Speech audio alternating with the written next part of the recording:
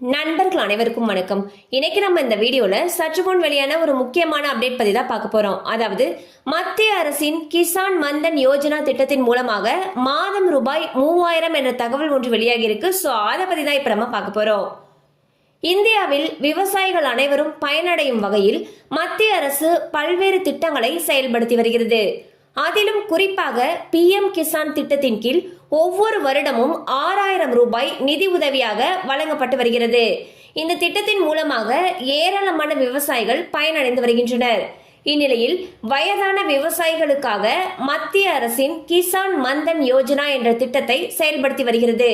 இந்த திட்டத்தில் 18 முதல் 40 வயது வரை உள்ள விவசாயிகள் மாதந்தோறும் 55 ரூபாய் முதல் 220 ரூபாய் வரை செலுத்த வேண்டும். 60 ஆண்டுகள் நிறைவடைந்த பிறகு விவசாயிகளுடைய வங்கி கணக்கில் மாதந்தோறும் 3000 ரூபாய் மத்திய அரசு சார்பில் டெபாசிட் செய்யப்படும். ஒருவேளை விவசாயி உயிரிழந்தால் அவருடைய மனைவிக்கு ஓய்வூதிய தொகையில் பாதி கிடைக்கும்.